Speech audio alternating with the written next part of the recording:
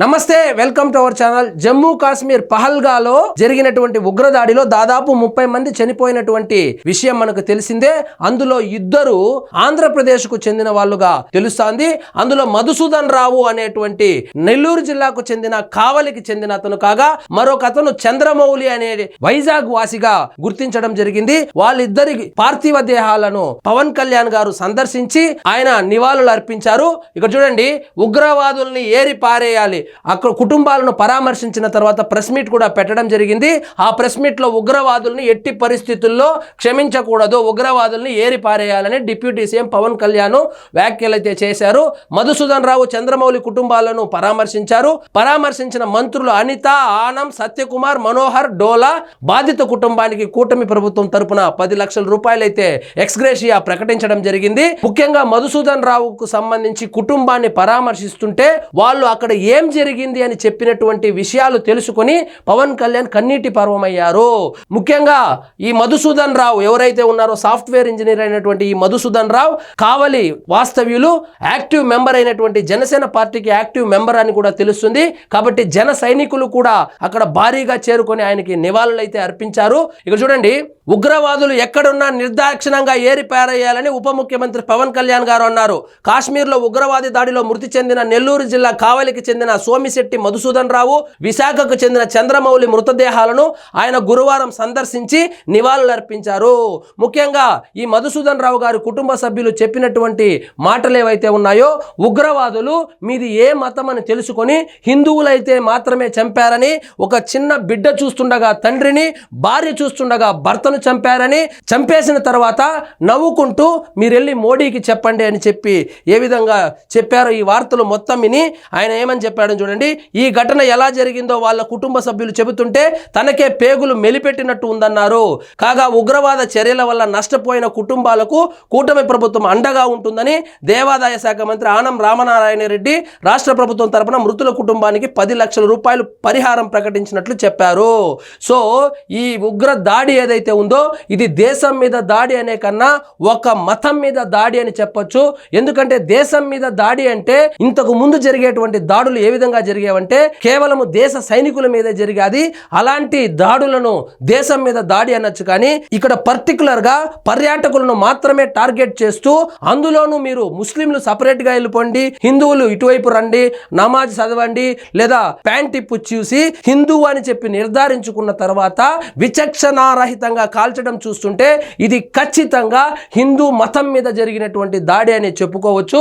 అదేవిధంగా పర్యాటకంగా అభివృద్ధి చెందుతున్నటువంటి జమ్మూ కాశ్మీర్, ఎక్కడ పర్యాటకంగా అభివృద్ధి చెందితే జమ్మూ కాశ్మీర్ కూడా అభివృద్ధి చెందిపోతుంది.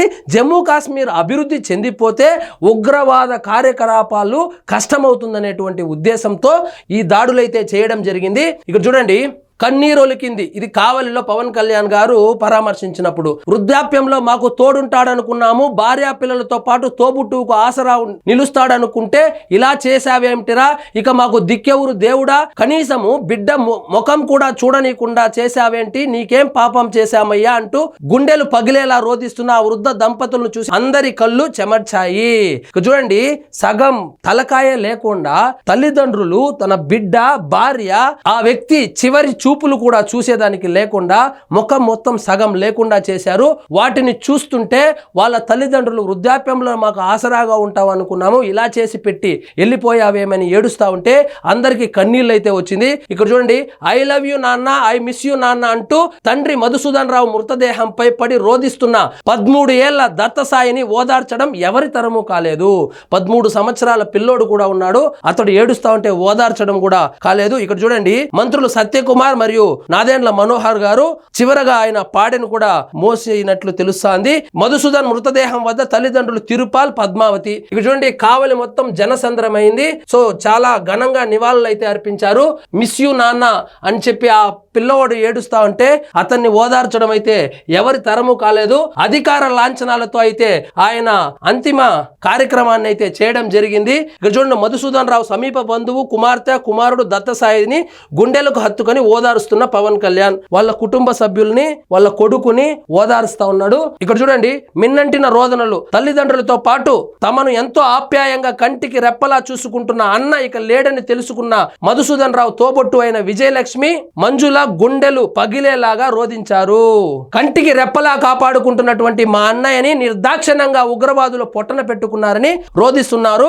కన్నీటి పెట్టించిన కాశ్మీర్ ఘటనని చెలించిపోయిన మంత్రులు, ఎమ్మెల్యేలు, అధికారులు, అక్కడ వెళ్ళినటువంటి ఎమ్మెల్యేలు కావచ్చు, మంత్రులు కావచ్చు, జనసేన పార్టీకి సంబంధించినటువంటి జన సైనికులు కావచ్చు, అదేవిధంగా తెలుగుదేశం పార్టీకి సంబంధించినటువంటి నాయకులు, కార్యకర్తలు అందరూ అక్కడ అటెండ్ అయినటువంటి ప్రతి ఒక్కరూ కన్నీరు పెట్టుకున్నారు. సో అంతిమంగా ఆయనకైతే వీడ్కోలు తెలియజేయడం జరిగింది. సో ఉగ్రవాదాన్ని ఎట్టి పరిస్థితుల్లో క్షమించేది లేదు, ఉగ్రవాదాన్ని కూకటి వేళ్లతో పెకలించేయాలని పవన్ కళ్యాణ్ గారు అయితే చెప్పుకొని వచ్చారు. ఇక్కడ చూడండి, విలపిస్తున్న మధుసూదన్ కుటుంబ సభ్యులు, ఓదారుస్తున్న మంత్రి నాదెండ్ల మనోహర్, కలెక్టర్ కలెక్టరు. ఇక్కడ చూడండి, మధుసూదన్ రావు కుటుంబ సభ్యులతో డిప్యూటీ సీఎం పవన్ కళ్యాణ్, మధుసూదన్ రావు మృతదేహానికి నివాళులు అర్పిస్తున్న మంత్రులు ఆనం, సత్యకుమార్, ఎమ్మెల్యే సోమిరెడ్డి. ఉగ్రవాదుల దాడిలో చనిపోయిన మధుసూదన్ రావుకు నివాళులు అర్పించి వారి కుటుంబ సభ్యులను ఓదార్చేందుకు గురువారం కావలికి డిప్యూటీ సీఎం పవన్ కళ్యాణ్, మంత్రులు నాదెండ్ల మనోహర్, ఆనం, సత్యకుమార్, ఎమ్మెల్యేలు, అధికారులు మధుసూదన్ రావు భార్య పిల్లలను కాశ్మీర్ లో జరిగిన దాడుల్లో సంఘటనలు తెలిసి కన్నీరు మున్నీరుగా విలపించారు.